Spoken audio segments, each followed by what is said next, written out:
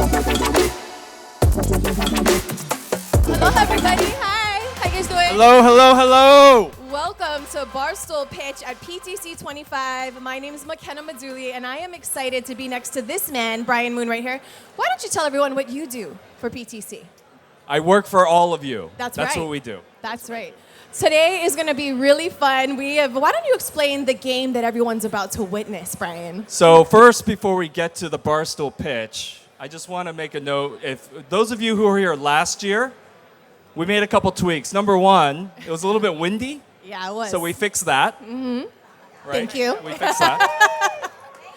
Thank And you. it rained during the opening ceremony. Right. And it was beautiful last night. So we fixed that. So I just want everyone to know we listen to the feedback There that you we go. get. And we Just fix want to things. remind everyone you're on We an fix those island. things. Okay, That's island. true. We are Island on life. an island. Welcome to our That's right. homeland. So, as McKenna said, welcome to Barstool Pitch, our second year of this prestigious competition.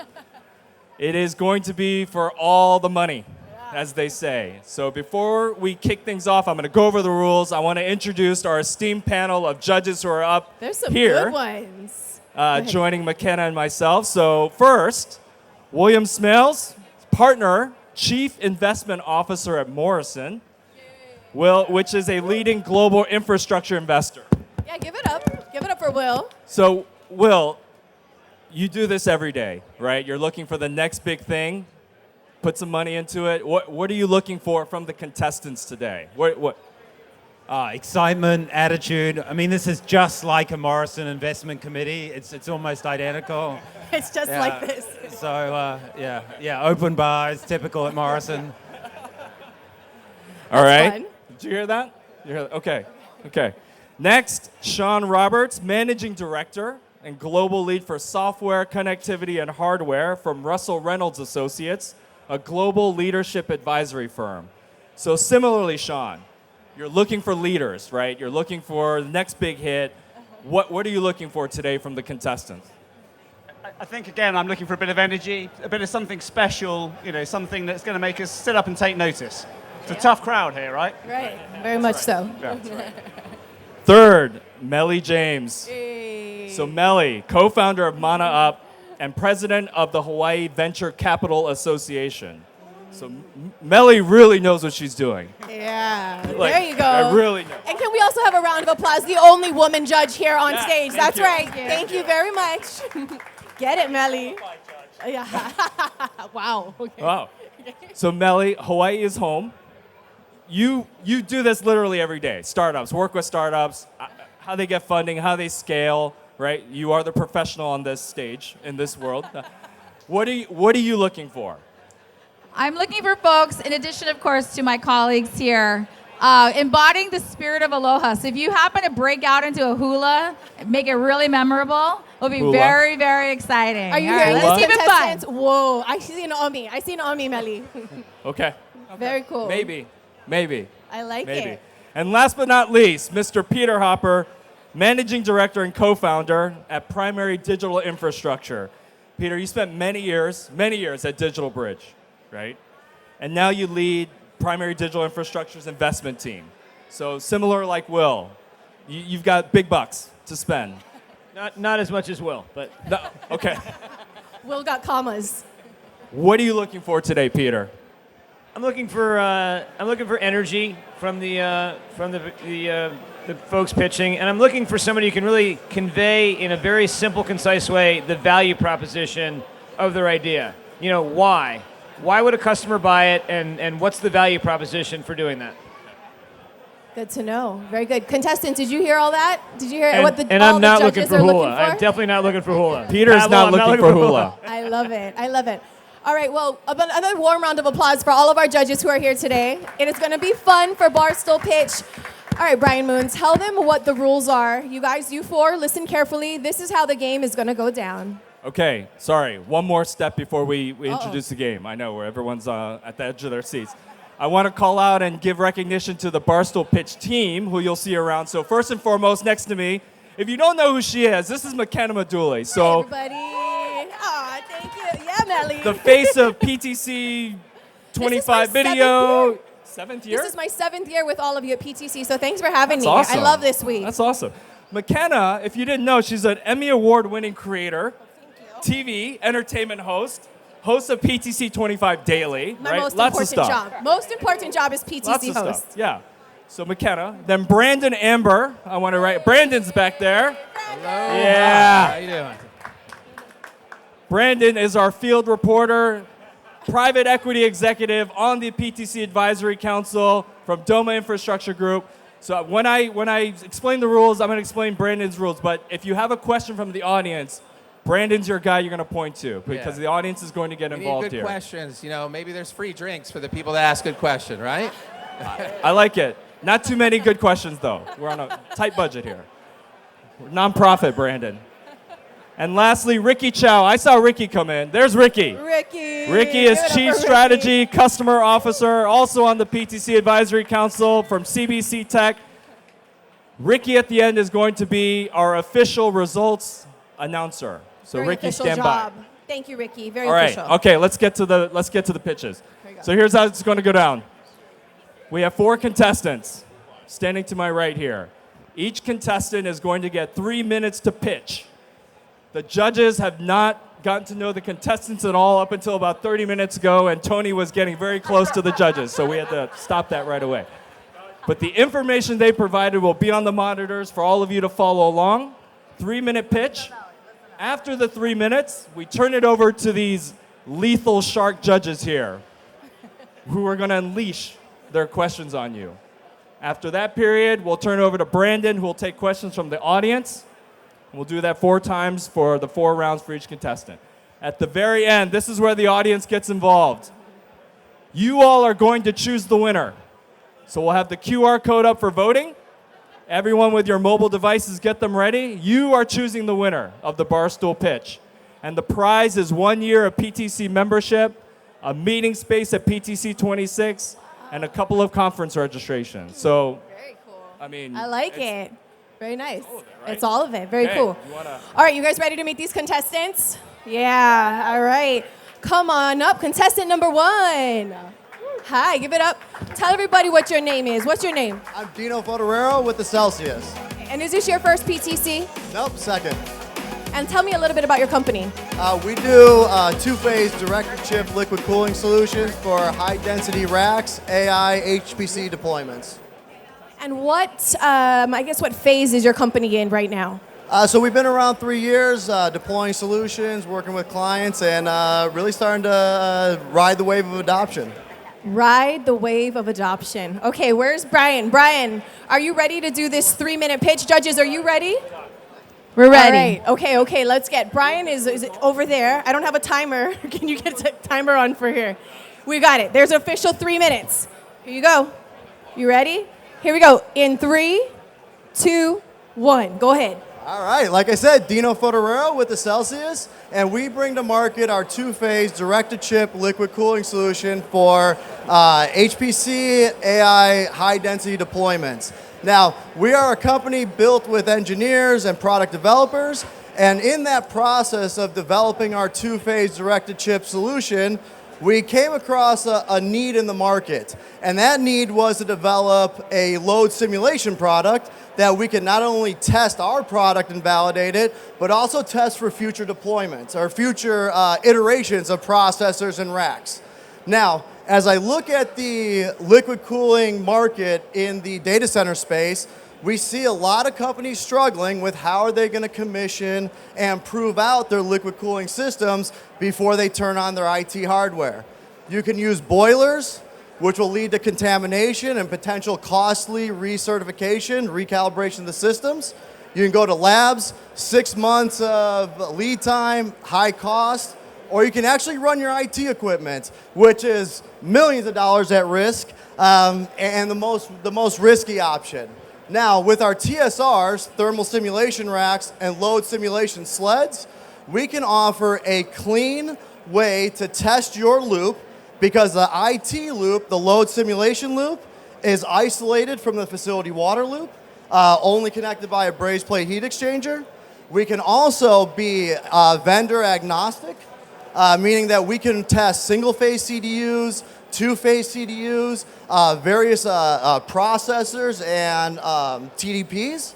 And then, of course, we can also give you that precision that you don't get from other requirements. So right now, boilers will let you test your facility water loop, but you can't test at a node level. Our load simulation sleds are up to 6 kilowatts per U, and you can adjust that load in 50-watt increments. So now you can truly simulate the AI workloads that everyone's being challenged to solve. Your data centers, your colos, they can now rest easy when they turn over that facility, the CDU, to their clients, and the clients can rest easy as they turn their IT equipment on. So like as I said, a Celsius with our two-phase direct-to-chip load simulation sleds offer a very compelling, safe, precision 30 seconds. way to test your load or your loads and your liquid cooling systems. So we're currently deploying these, working with commissioning agents to start developing true commissioning protocols, and then working with integrators to start level 1, 2, 3 commissioning before they hit your floor. So reduce your time 7, to first bits, 5, and then make sure that 4, you're comfortable with your testing, 3, with your load 2, solution. 1. Whoa, yes! I'll start off. You know, right there, Thank you, right thank till the you. very end. Okay? Run it I down. like it. Okay, wait. Oh. Over here, okay. All right, now to the judges. Is there anything protectable with your, like anything with IP? Well, we got a number of patents and IP that's protected, so we're filing those on an almost weekly basis. We have 5 thermal transfer PhDs, and that's their job. As we invent different solutions, we file patents for them. Who's your customer in this case? Who's actually buying the service? Is it the data center operator? Is it the hyperscaler? Is it the commissioning agent? So it's a number of different things. So we have a rental program where commissioning agents can actually rent those load simulation equipment. We have data centers that are buying that equipment to actually develop, test, and understand how to use liquid cooling and service that. And then we're working with server OEMs, processor OEMs, so they can actually test and validate their cooling solutions using those simulated loads. Do I have to design this solution into my data center day one, or can I retrofit it into an existing facility? As long as you have a single-phase cooling loop, our solution can connect into that. So right now, our first solution will test the facility load. Later this year, second half, we'll actually be able to test node level by allowing single-phase and two-phase testing at the chip level. Okay, and in your cabinet, it's solely liquid cooling. Is there air cooling as well? So we can put open heaters on the board to generate 5 kilowatts, 10 kilowatts, whatever heat you need. That's the residual that you'll see in your rack. Okay, I'm thinking not testing, but like production. So my network here probably doesn't need liquid cooling to the chip. Correct. So what we would do in that case is have an open heater on the rack, so that way you could generate that 5, 10 kilowatts you need to cool, or 20 kilowatts. Okay. I mean, I'm the only person on this panel that doesn't have any money, but I'm going to ask you about the numbers. Could you talk to us a little bit about the addressable market?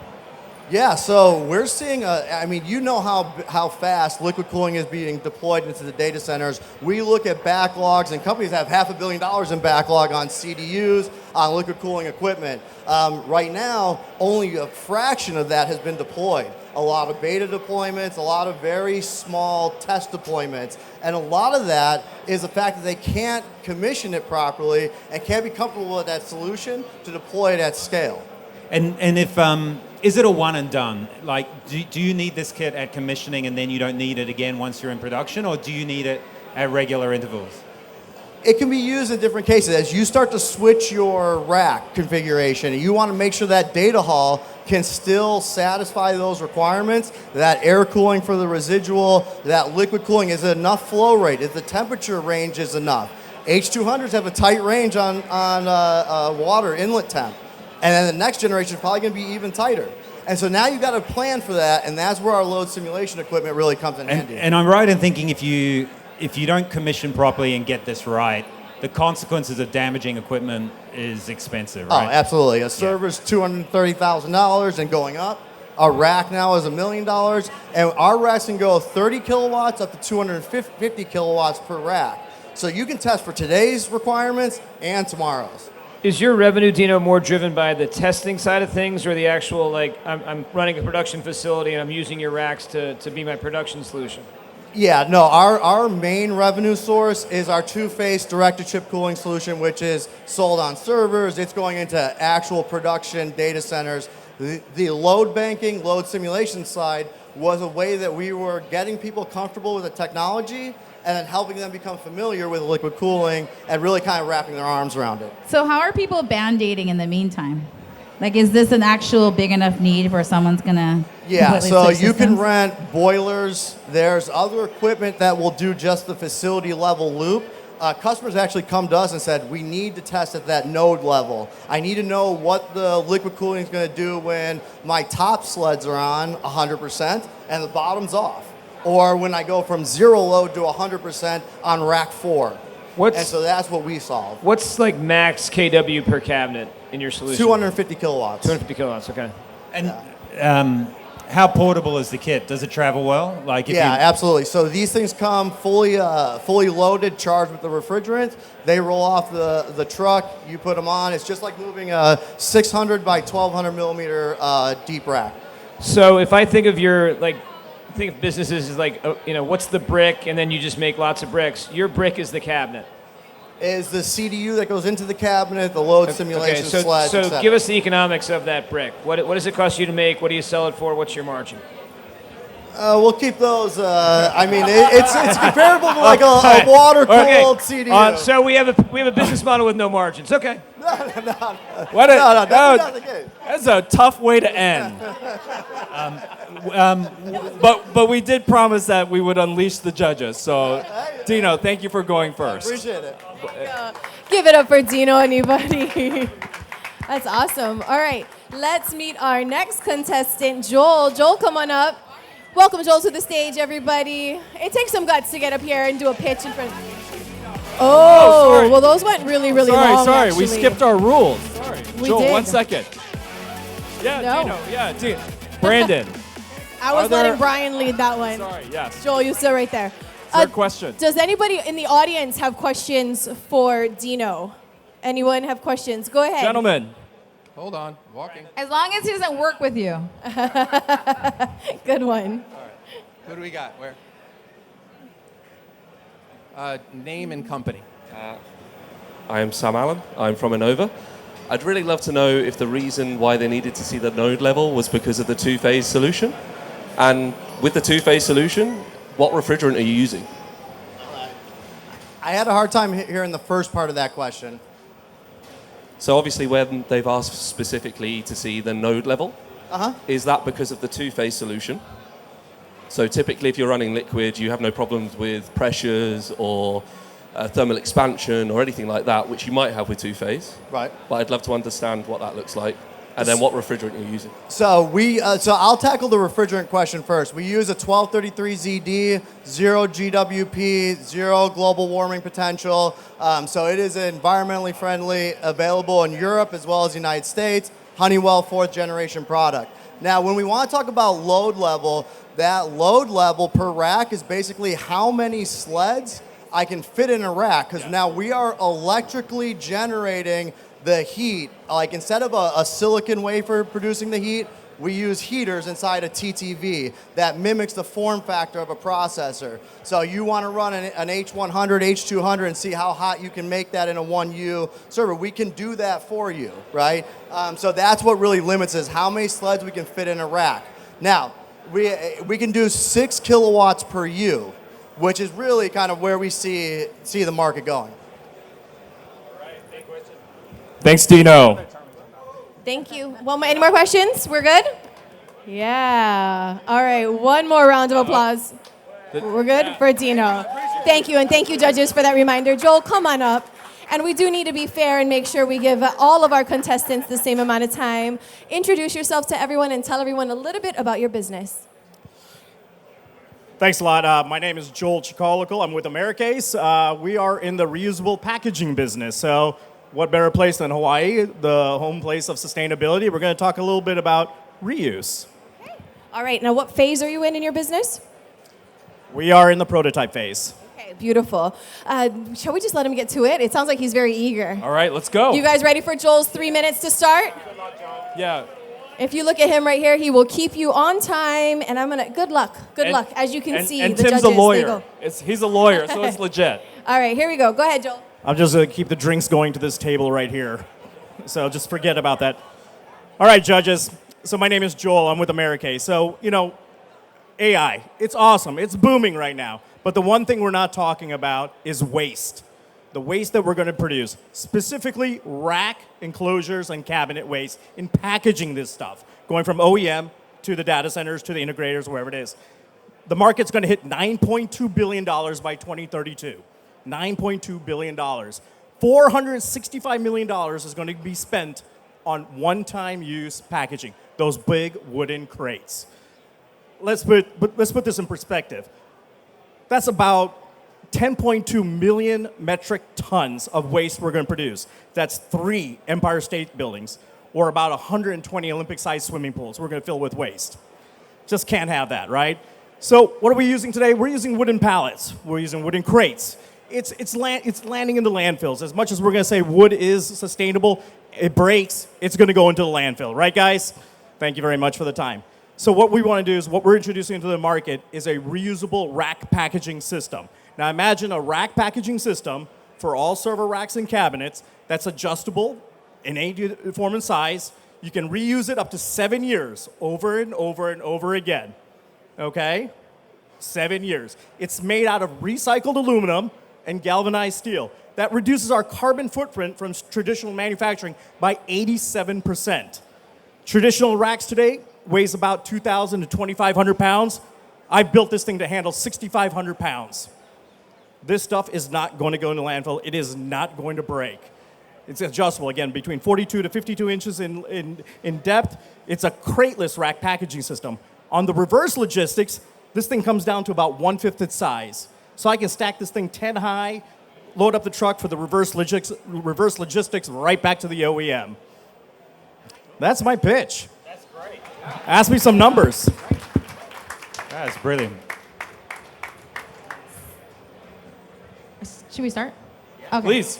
So, right now with the packaging as it is, I mean, the convenience of it is you get to just throw it away. So can you talk to me a little bit more about your servicing around recycling the packaging for reuse? So like how do customers utilize that? Well, I think, let me understand the question.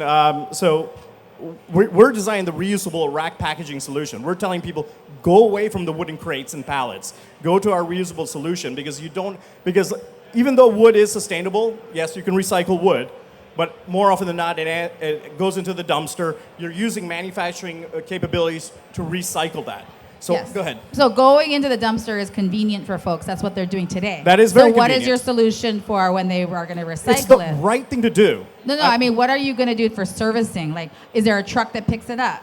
Like, how are you making it convenient for the customer to want to recycle this and not just dump it in the dumpster, which is very convenient? To use our product, right? So we're working with 3PL companies like DB Schenker and Pegasus and those companies that are already moving the racks using wooden pallets from point A to point B, right? So we're moving them towards this. So when we did this prototype solution, I engaged everybody across the supply chain from OEMs to 3PL companies to understand what I needed to do to make a good, affordable rack packaging solution. So we are engaging the supply chain from end to end on that. And will you need to service it between use? Like, will you bring the racks back to a base to quality control, get it ready to go out again for another use? Or Nope. do you think it's robust enough to be reassembled effectively by the OEM? The OEM, it's an easy reassemble. It doesn't have to come back to us. It's a one-time use. So basically, the life cycle is from OEM rack manufacturer to the integrator to the data center back to the OEM. It doesn't. Today's rack packaging solution, yes, there are some reusable ones, but they have to go back for recertification. That's not green, right? So we designed, again, we used reusable aircraft-grade aluminum, galvanized steel. This stuff is not going to break. So Joel, what's the cost to ship a rack with your solution versus the standard way that's being done today with a crate? Great question. So traditional rack packaging solutions, like a wooden crate, is about $350, okay? And if it breaks, you have to spend about $50 to dispose of it. okay? And with wooden crates, you can only use it about 2 or 3 times. With our rack packaging solution, it starts at $4,000, but you can use it up to 7 years, Peter. All right, so again, I want to go back to Melly's question. So, you're operating a data center, your customer ships, 30 cabinets deployed with whatever gear that they have chosen to buy and deploy to the data center. Your people, the customer's people show up to install it. They break the crate down, throw it in the dumpster typically. Now what happens is they unlock your solution, take the cabinet, install, and then it's up to them to arrange the pickup of your solution to be sent back somewhere? Actually, in today's world, the 3PL actually handles the reverse logistics of those wooden crates. So we're not doing anything new on the logistics side. So a 3PL brings a rack, an AI rack to the data center, right? They unload the rack from the crate. Basically, the 3PL then takes that wooden crate away. Now, we're telling them, stop using the wooden crate, go to our packaging solution. Okay. Now, if the wooden crate does break, the 3PL is responsible for the removal and the disposal of that crate. Okay, but your solution is 8 times the cost, plus or minus, of the wooden crate. It is, yes, from $350 to $400. Ours is $4,000. Well, with the cycle of reuse is 45 days. Okay. So is your customer the 3PL? No, our customers is actually a little bit of everybody, right? It's from the OEM, the hyperscalers. So right now we're looking at an RFQ right now from Microsoft and for Meta and AWS. They would actually buy our rack packaging because they're very heavily invested right now into more sustainable solution. They're trying to eliminate all that landfill in their dumpster in the back of their data centers, right? So they actually are going to be purchasing our rack packaging solution for their 3PL, their rack integrators to utilize from point A to point B to point C and then right back to point A. Could you talk to us a little bit about your team and the ability to scale? It sounds like an RFP from Microsoft might keep you busy. So these clients are already clients of ours through some other packaging solutions that we do for dangerous goods, lithium ions, things like that. So we have a 100,000 square foot facility in just south of Dallas, Texas. We've been like any good Texas company. We started making gun cabinets about 40 years ago. And now we just pivoted to saying, hey, instead of gun cabinets, let's make some packaging solutions. And do they look cool? Oh, they look really cool. Okay. The gun cabinets? So when you have a product that costs, 7, 8 times more? Yeah. Whose responsibility is it to actually make it make sense to actually reutilize it 8 times plus? Is Meta your customer or is the 3PL your customer? Meta. Okay, in this case, yes, Meta would be my customer, right? Again, they're spending $350 to $400 for one-time use packaging. So yes, they do have some deep pockets, and they can actually invest into more sustainable solutions. Again, you're talking about an ROI measured in months. We're looking at an ROI with Meta to be about 16 months. There is that initial upfront cost, but again, now with our packaging solution, they don't have to worry about different size crates for different size racks and servers. Ours is adjustable for any type of rack and server to a certain degree, an 80-20 rule. And Joel, we're all doing the math in our head, but what's stopping you increasing the life of this solution? Because that feels like that's the key to getting the math to work. I mean, we were talking the life on our rack packaging solution is about 7 years. Yeah. So again, how many uses within 7 years is that? 45 days is a cycle time right now that the current 3PL and the OEM is recycling a crate back and forth. So 45 days, again, that's why we're saying our ROI is about 16 to 18 months. Yeah, got it. Okay. Have you considered a sort of an as-a-service kind of business model where you lease your solution to the OEM? I'm thinking, for example, a business like that I'm an investor in called Keg Logistics, and they basically lease kegs to brewers, craft brewers, or even very large brewers. Peter, I like how you're bringing it back to booze. Go on. Joel, we are a PTC. Yeah, I mean, Joel, same thing. Like, we've got a business that does the same thing for supermarkets. So we own all the plastic crates that growers put the lettuces in. They get delivered to the supermarket. We take them back. We wash them. We reuse them, and it's been great for taking our waste out of that supply chain. Now, to answer Peter's question, I have not cracked the formula on that, right? Because, yes, I've been targeting the Meta, the big hyperscalers that have big pockets that can invest into this. But when I'm looking at the second-tier markets, the second-tier data rack providers, they don't have that large sum of money to invest, to make that capital investment on packaging. So we are looking at a formula saying, how about you leasing it? Or, hey, X $50 dollars a month or per use. I mean, look, it's a working capital challenge for you because then you've got to fund all the inventory and all the, building them all and providing them. But it lowers the bar to make the decision, particularly when you're competing with, okay, wait a minute, you want me to spend $4,000 on something that's $350 for me today? That feels like a tough hill. It is a tough hill, and that's why I think we're more focused on this is the right thing to do for the environment, right? Otherwise, we're going to generate a lot of waste in this hyperscale environment that we're in. Yeah, I mean, I hate to say it. My experience over the years is like, the green argument's a little bit like redundancy used to be with like telecom. Everybody wanted redundancy until you priced it out, and they're like, wait, how much is that DS3 redundant circuit? I'm good with just one. So I do worry that if you're relying on just the green hook, and the numbers aren't compelling, that's a big hill. No, we are definitely looking at a lease model, a per use type of thing, lease to own type of thing. Those are all things that we're looking into as well. Yeah, we just haven't found that I agree right with Peter. number. I think you want to own you want to own the kit, and you need someone to finance that. But then you remove the barrier, and all you need the hyperscalers do is to mandate that as the packaging solution for their supply chain. Yeah, and that's kind of why we're working through OCP. So we're active OCP members and looking at this at Meta and Microsoft and NVIDIA to help us push this as an adoption, as the right thing for the industry to do. All right. I mean, tough panel of judges. Hold on to it, Joel. Brandon, are there? Our third contestant is about to walk out because you all are so tough. Tony! Wait, what about the audience question? My goodness. Audience questions. Sorry. Audience questions. Okay. Hey, All Brandon. right. Thank you, Brandon, Joel. how about a beer? How about a Joel, beer that up was really here? good. Really good. Well What done. do you want? What do you want? Lager. Great. A couple? Very Four? cool. Give it up for Joel, everybody. More. No, that was. Wait, that's you guys, I McKenna, can feel the heat. McKenna, I found these in my pocket. Oh. Did we not treat anyone to a drink? Uh-oh. Anybody want it? Anyone want a drink? Wow. On PTC? I feel like I need a drink Two. after that. For Joel. I'm like, oh man, I'll invest. Okay, got it. All right, we are going to continue now with Barstool. But excuse Tony, me. That's traumatizing. Tony, what's going on It's here? not even your turn. Okay. Pavel, let's introduce our next. Are we just gonna let him go next? Okay. All right. Oh, wait. Yeah, he's next. Wait, Pavel's next. Pavel's next. Can we switch Our- with you guys? Wow. Okay. Hey. Pavel. Our We got PowerPoint slides. isn't that adjustable. Yeah, we Sorry, got slides have to keep follow. up with. Come on up, Pavel. Give it up for him. Wow. I just gotta ask, are you a little nervous from these questions happening? Come on up here in front so everybody can hear and see you.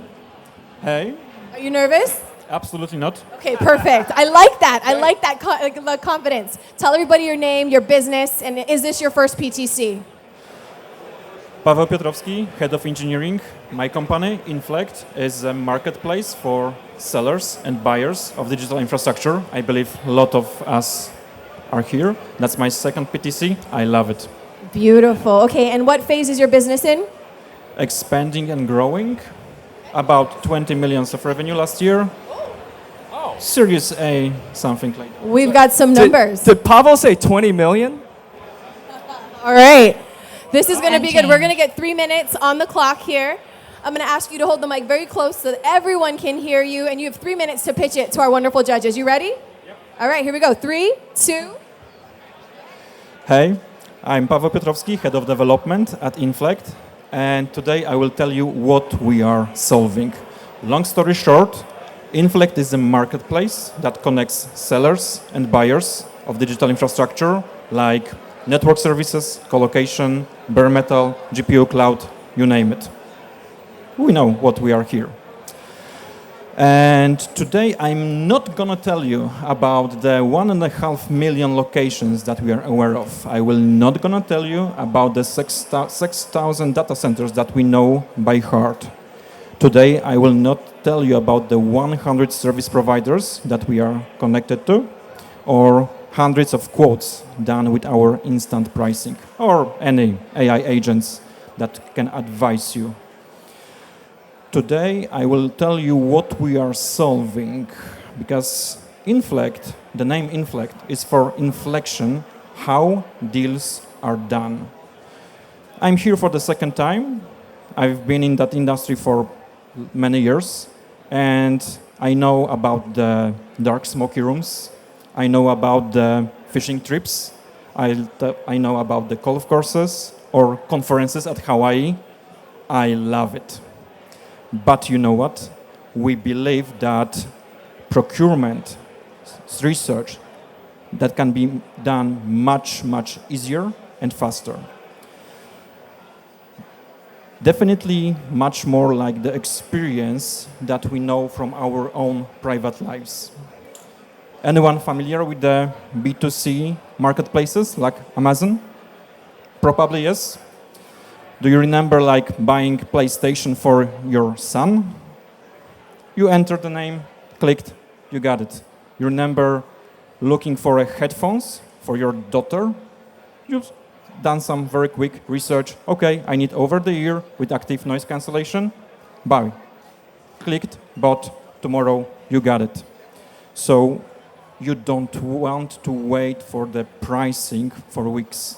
You don't want to wait for the delivery for the months. And this is how we believe that this can be done in our industry as well. Try our platform, check out if you are listed, get a quote instantly, get the feeling even on Hawaii. That's it. Thank you. Thank you, Pavel. Judges. How many users do you have on your platform? Users in Backbone. In the You have terms of sellers and buyers. Exactly. How many do you have on each side? monthly, on the service providers, we're having like 100 plus that are offering. In the terms of like monthly users, it's like 12, 15,000, something like that, more or less. Depends on the season. And then what's the business model? Who pays you? The business model is very similar for the like the agents. However, so the commission is like on the service provider side, as normally here in the industry. And can they prioritize their solution over others like you can in a Google search, for example? Sorry, I didn't get you. Can they prioritize their solution or their offering on your marketplace based on commissions to you, or is it a truly neutral platform? It's rather a matter of how we are integrated. If we are integrated via the APIs, like we get instant pricing, of course, you will get higher. If we get some kind of price listings, of course, higher. If we can estimate how much it will cost, somewhere in the middle. If you don't have prices, of course you will be listed, but there will be some kind of a manual quote like how much it will cost. So why do you think people are going to your platform as opposed to all the other selling platforms and marketplace platforms out there? What's like your secret sauce? Secret sauce is that we are in that business for 22 years, probably, and we have been in all of the dark smoky rooms over here, or in the Europe, or in the Asia. I want to go to some of those dark smoky rooms. It sounds good. So Pavel, is this a way for, say, a data center operator to market excess capacity? You know, they've got sort of 4 stranded cabinets of capacity that their colo team hasn't been able to sell. They list it on your network in the hope that somebody maybe from out of market who needs some capacity in the market they're in can find it online in your marketplace? Exactly. That's the whole story of the digital marketplace. Is Tony Rasabi in the room here somewhere? No? Tony Rasabi from Ocolo. Are you in the building? I think I know where you're about to go, Peter. Yeah, but how would you contrast your service versus Ocolo, which is a business that Tony Rasabi, who's we all know from PTC, is very involved in? How would you contrast your offering versus Ocolo? Sorry, I didn't get you. How would you contrast your offering versus Ocolo, who I would say is a direct competitor?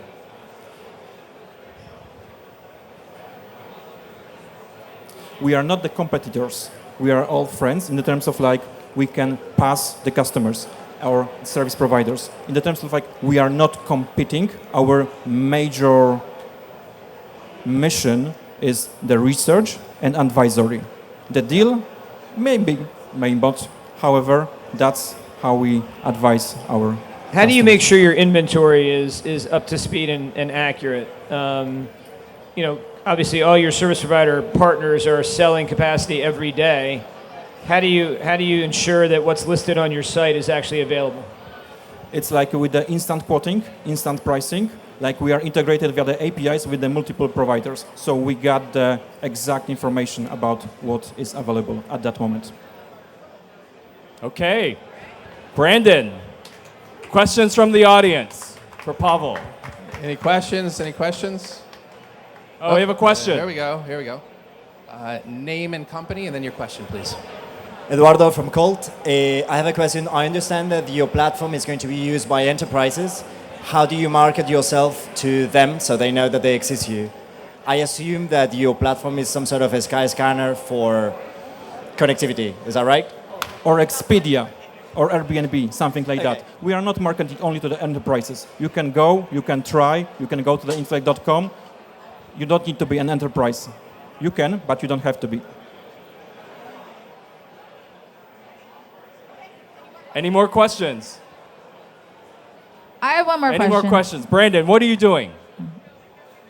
He's trying to get a beer. He's trying to soften 'em steal up the for the judge's second beer. round. Oh, soften them It's up. totally messed up. Yeah, That's our what the goal roving was. reporter is a little Oh. bit distracted. We've seen right through it. For some reason, I was wondering. Sorry, Melia. Can I jump in? before Yeah, Tony I have goes one on. more question. Is, go ahead. is the Pavel, is the revenue for you ongoing? Is it monthly? So once a customer purchases capacity through your platform, do you make a small fee every month that they stay a customer, or is it just upfront one time? It depends, of course. However, the most popular way is that every month service provider is giving us back the small amount of that money. Last question. How are you hoping to scale? It seems like you have a nice business going. You've had one now for 20 years. How are you hoping to scale? What's next? Data centers on Mars. All right. Thank you, Pavel. Thank you, Pavel. Appreciate Give it. it up Thank you. for Well Pavel. Congratulations. I'm going to pick this up over here. Wow, judges, you guys are going in. I like it. Drink more of that beer. Bottoms up. Go ahead. All right, and our final contestant who cannot He's back. wait to get He's back back. up here. Our Tony. best dressed contestant. Tony, where are you from? Sydney, Australia. Sydney, Australia. Anybody else roll call from Sydney here at PTC'25? Yeah, you've already won, Tony. Aloha. Welcome to our islands. All right, tell everyone The fix is in. a little bit about your business. The business is called PLOS, and we literally have formed a way to do power beaming to recharge electronic devices remotely. Interesting. Okay, and how many PTCs have you been to? First one. First one. Wow. Okay. Well, you got 3 minutes. We got 3 minutes on the clock. Mister, you literally are our last contestant. You know the questions that are going to come from these hardcore judges. Good luck, my friend. No, we're going to go way harder now. The last one. I'm leaving straight after the 3 minutes. You guys can ask me any questions you We've like. been looking forward to this. I bet you have. All right, I'm here because I'm a data center infrastructure guy. The founder of this business couldn't make it, so you're basically stuck with me, right? Hey, hold it closer. Sorry. I said the founder of the business couldn't make it, so you're stuck with me. So be nice on the questions. I'm possibly the worst, and yet optimistically, maybe the best person to present this groundbreaking opportunity. I'm not the founder, I'm not an engineer or a scientist, I'm not even an employee in the company. But I am the company's seed investor. Its first believer, so to speak. That's why I'm here. Give you a short overview, and I think the difference, the approach I'm going to take here is a little bit about the tech, but I think when people are looking at investing in businesses, it's much more than the tech. You've got to know the people, you've got to know the support, and you've got to know what brings all that together. So on that basis, let me talk about the founders. Before I talk about the tech, the founder and myself quickly, let me talk about the founder and myself quickly. The company founder, Kozlu Chichi, has started and exited 3 tech startups. He and I have also co-invested in other tech startups together, and we've got a good history of working well together. We're both based in Sydney, Australia. I have also started and successfully exited 3 startups myself, mainly in the data center industry. On top of that, let me add, I've got 5 kids, 1 grandson. I golf, I fish, I play pickleball, as well as other personal business interests. And so I'm really bored, and I don't plan on dying wondering. So a brief about the tech. PLOS specializes in wireless power transfer through cutting-edge laser-based power beaming technology. 1 minute to go. Can we change that? Simply put, we're developing a system that converts electricity into high-intensity, safe, and precisely directed light, which can then be transmitted over various distances to a receiver to deliver power to remote devices. The technology replaces traditional power delivery systems like wires, batteries, etc. It's scalable, environmentally friendly, and can be integrated with existing systems. Let's do this quickly. The technical team is crucial to the success of this. This is a technical sell, right? The founding team includes Cos, the founder, a leading laser physicist, Professor David Lancaster, an energy conversion specialist, Dr. James Bullock, and an expert in systems engineering, Professor Len Skiaki. This is a world-class team. What are some of the applications I hear you ask? 5. Telecommunications, remote areas, continuous power for drones and robots. All emergency right, and disaster Tony. response. Thank you. Wow. So, all right. So my knowledge of Judges. my knowledge of lasers comes predominantly from Star Wars. Is it safe? One of the things we've had to do is do a lot of work around safety, because it's not safe. It has to be managed. This is a very specific technology for very specific environments. What's the distance, Tony? How far away can the device you're charging be from the? So very round numbers. We're currently, so we started this process by looking at drones. Okay. And for the drone technology, we're looking at about 2 kilometers of distance, being able to deliver about 300 watts. I think it's 300 watts using a 1 kilowatt laser. So you're recharging a drone with a laser. Correct. Right. As well as lots of other devices. And this actually works. At least if it explodes, it's not really near anyone, So right? my Ideally, money- it's way up there somewhere. The money that I put up went to Melbourne University. Okay. They pick 5 or 6 products a year to spend their time and developing on. This is one of the products, and they've proven the technology. And can that laser, instead of recharging the drone, shoot down the drone? Just any bird that gets in the way. If you're the right customer with the right request, the answer is yes. Yeah. Because there are outer space applications. There are a number of things that come along. Well, what about other things in the sky that may be nearby, like an airplane? Say that again? Like an airplane. Can your laser shoot down an airplane, Tony?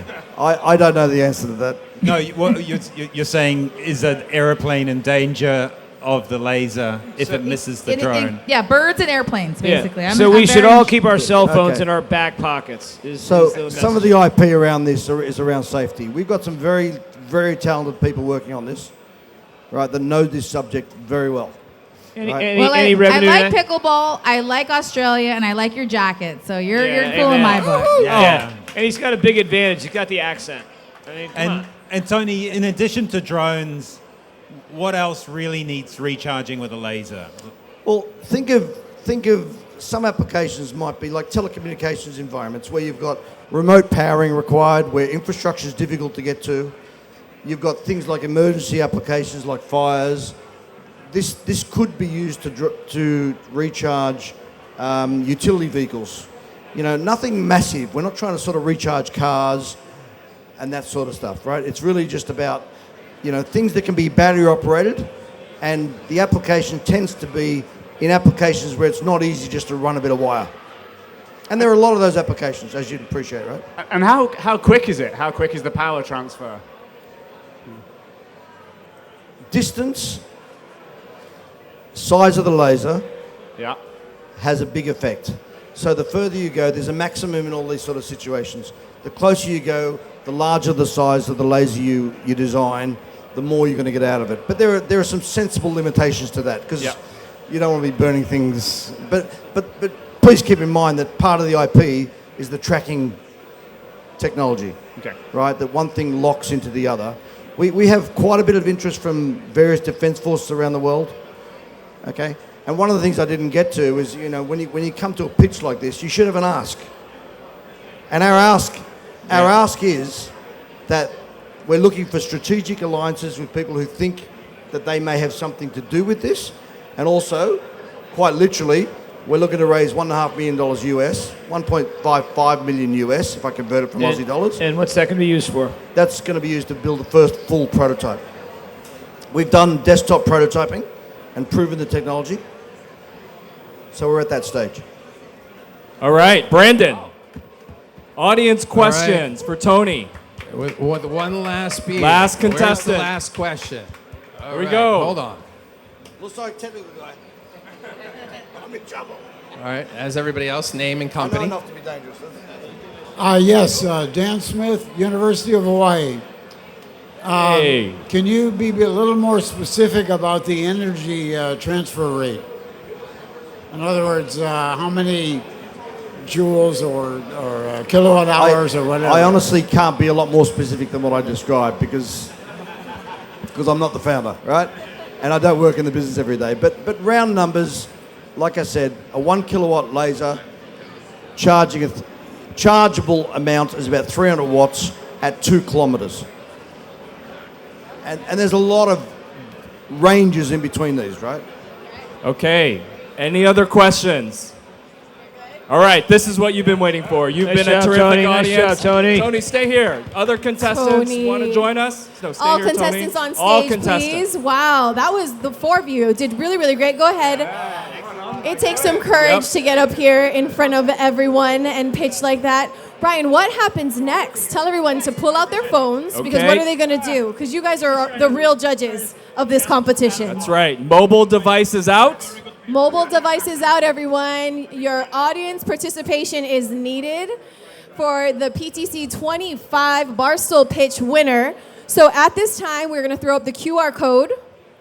That's going to happen right now. Here is the QR code, and you all are going to help scan and vote for one of these four gentlemen who gave their Barstool Pitch this afternoon. Okay. Brian, if I could just get some reaction from you on the judges, on the contestants, what do you think? Well, I can promise you that the winner, it will be a life-changing experience for them. Life-changing. PTC membership, meeting room next year. What? I mean, Does the winner get your it doesn't jacket? get better than that. Does the winner get your jacket? I will make a jacket next year for the winner. Yes. That adds there you some go. sauce on You it. put me on the spot. The winner will get a jacket next year. Very good, very good. Okay, let's see. By show of hands, Okay. raise your hands if you are done. In Hawaiian, Are we say done pau. voting? Are you pau voting? Done voting? Everybody? Hands up Okay. if you are done. Hands up. Did you vote? Oh. Oh. Oh, Yeah, oh, they- oh. Oh, yeah. Whoa, Joel, whoa, you have whoa. to vote for yourself. I mean, that's. Is that allowed? Well, Pavel did it, so I guess This- you can. This competition's getting a little out of control, Brian. Okay. There's margaritas on stage. There's know, beer. this- We still have a full evening of PTC tonight. By the way, join me tomorrow morning for the sessions at 9 o'clock. They were really good today. Oh, standing room only. Yeah. The center stage sessions, the afternoon sessions, standing room only. Incredible. Tomorrow morning, Mhm. special guest, Hawaii's own Lieutenant Governor Sylvia Luke. LG is going to be there We'll with be us. providing welcome Great remarks. discussions. Super excited to have her. All right, so who is going to tally up? Brian, I'm going to let you take the lead from here. They are tallying up all your scores. Thank you again for your participation. Do you guys like this edition of this game to PTC 25? Right? It's cool, brings in the judges. We get to network more and hear some great ideas. Joel, come on up. Any final words? Because we're going to find out right now who the winner is. You have any final words, Tony? Thanks for listening. All right. How about for you, Joel? What's that? I was still voting. Any final words? Sustainability, folks. Ricky. Let's do better. Vote early, vote often. There you go. All right. How about for you, Dino? Just a big thank you. Love the opportunity and love being at PTC. Okay. And Pavel, for you. We are throwing a party at Tommy Bahama this evening. Feel invited. There will be fun. Very good. Thank you, Pavel. All Okay. right. All right, Brian. Do we need a drum roll? We need a drum roll. Reintroducing Mr. Ricky Chow, Ricky. CBC Tech. Ricky, you have the answer. I have the answer. Okay, go ahead. Drum roll, please. Okay, the winner goes to. Woo, which one? The winner goes to Pelos Group. Congratulations. Pelos Group. Tony! Do you remember who you work for? Hey, Ricky. Could you put on the jacket? The jacket with those pants would be special. Tony is the winner. Pilos Group. Yeah, Tony.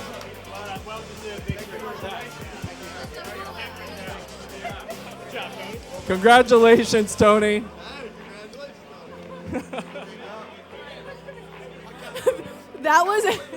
This is by far the wildest show I've ever hosted in my 25-year career. Do you want to thank anyone, Tony? Well, my mum and dad, actually. No, seriously, very surprising. Appreciate the support. Thank you very much. It's the pickleball. We all play pickleball now. Yeah. So just want to recognize and thank our esteemed panel That's of right. judges again. You guys are great sports. Such great questions. All right, we're going to have a photo. Mahalo nui, everyone, for being here. We're going to take some photos. Brian, do you have any parting words? Come on up. Do you have any parting words for everyone? I was just, it was an amazing competition. Thank you for the contestants for presenting this evening. We had over 20 applicants for this. It was amazing. And some That's really really tough cool. judging. So Love the turnout. You guys will have also another. want to recognize the committee for this. We had a committee headed up by Mr. Laurie Miller from Southern Cross and the other committee members. So thank you Very all. cool. Thank you all for being here. We'll see you guys at 9 o'clock tomorrow morning for the sessions, and have a beautiful night. Mahalo.